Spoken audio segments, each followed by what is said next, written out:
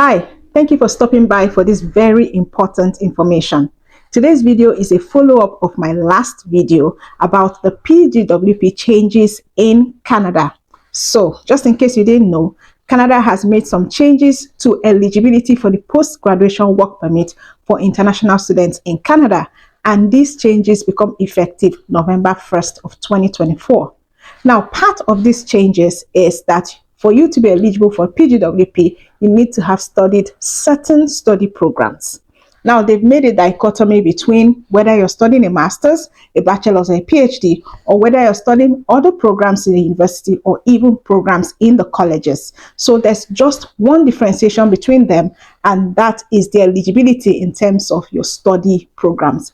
And they were kind enough to give a list of about 996 programs that qualify to study in Canada and get PGWP. And I've had lots of questions about, oh, is PSW eligible? Oh, I want to do MBA, is it eligible? What about a master's in this, is it eligible? Oh, I'm doing business program, is it eligible? Or there's so many of those questions. And I know that a lot of people have made videos talking about the programs that are eligible and that are not, but lots of people don't understand it. Now, I need to point out that the CIP is not aligned to any university or college. So those CIP are just like occupations, yeah, that are aligned to programs that you can actually study in school. The CIP is not actual names of study programs in school, but it's to give you an idea to know that, you know what, if what you studied aligns with this particular thing, that means that you, will get PGWP.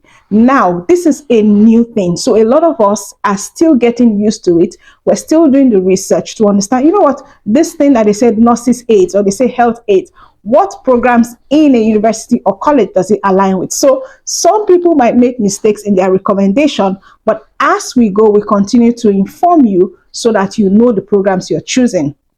I've heard a lot of people asking, what about MBA? I've even heard people saying MBA is not qualify or all business programs do not qualify. But we're going to find out, and I'm going to show you how you can check whether the program you want to study qualifies for a PGWP or is going to be eligible for a PGWP when you are done studying. It's always important to do your own research and not take verbatim what either I or any other person you hear on YouTube or Instagram or TikTok is saying. You need to do your own research and find out by yourself. And I believe that RCC will make more clarification, and even the schools, I believe, will give more clarification as time goes. But in the meantime, this is how to check what kind of study programs you can study that will give you or make you eligible for PGWP, and the nuances of what these programs that the CIP has listed is aligned to programs in schools. So let's go. New eligibility requirements are divided into two. If you submitted your study permit before November 1st and you're applying for a PGWP on or after November 1st of 2024, you must meet the language requirements, and you must meet the language requirement. That's all. But if you're submitting after November 1st, then you would need to meet the language requirement. A field requirement is not required. You can see fields of study are eligible. There's no additional field of study requirement. So from where I'm standing, an MBA is a master's. That means an MBA would not need to meet the field of study requirements. But I've heard many people say an MBA does not qualify. But as long as an MBA is a master's and you're submitting your study permit on or after November 1st, you must meet the language requirement, but you don't have to meet the field of study requirements. However, if you graduated from any other program in a university, you must meet both the field of study requirements and the language requirement. So universities also offer diploma and graduate certificates, postgraduate diplomas, and all of that. If you went to university and studied any of that, you would still need to meet those requirements. And if you went to a college, no matter what you studied there, you will need to meet both the language requirement and the field of study requirements. And I've made a full video about that. I'm going to leave it up here and also at the end of this video so you can go watch it. Now, the reason why we're doing this video is to see what the field of study requirements are. Now, the government has divided into 5 broad groups: agriculture and agri-food, healthcare, STEM, trade, and transport. And they are using the CIP code and title. The CIP is a classification of instructional programs that is used to classify post-secondary education programs according to field of study in Canada.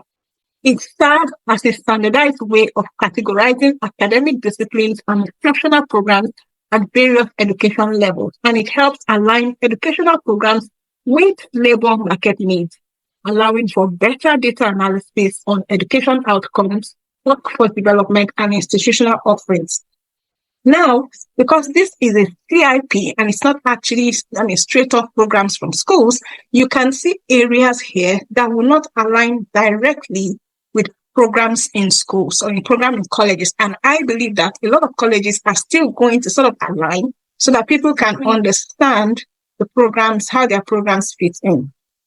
So the way to know is actually to go ahead here and put the name of your program. So if you're putting the name of your program, so you're putting nursing, for example, you would see that nursing education comes up and it's under healthcare, nursing administration, adult health or nurse anesthetist.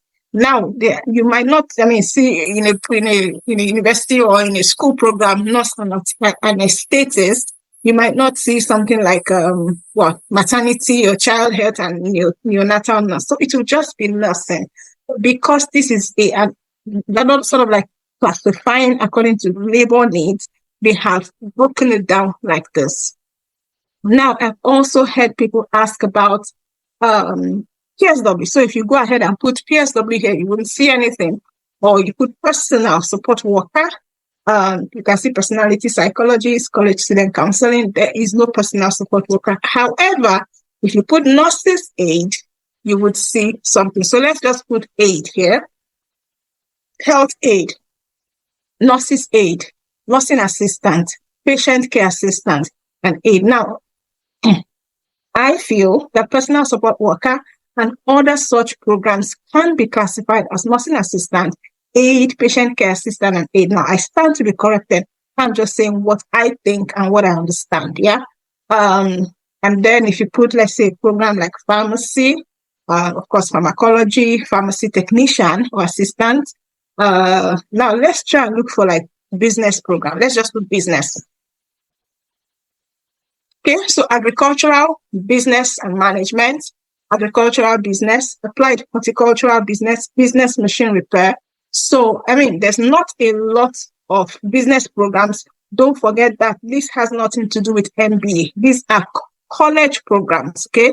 So apparently all the business programs that we usually hear about, global business management, international business management, none of them are here. But there's international agriculture though. And Canada is big on agricultural programs, yeah. So that's why you can see a lot of agriculture. Now let's look at education or the education clinical child psychology, I just put child there. Yeah, all these programs are children. And if we put education, there's lots of education programs in healthcare. So education general. Yeah, so education general, I believe is every kind of education program, special education, teaching, all sorts, teaching of individuals with intellectual. So education has like 3 pages. I feel that this would cover most of education programs. So, if you wanted to come and do education, I feel that, you'll be fine. Then human resources.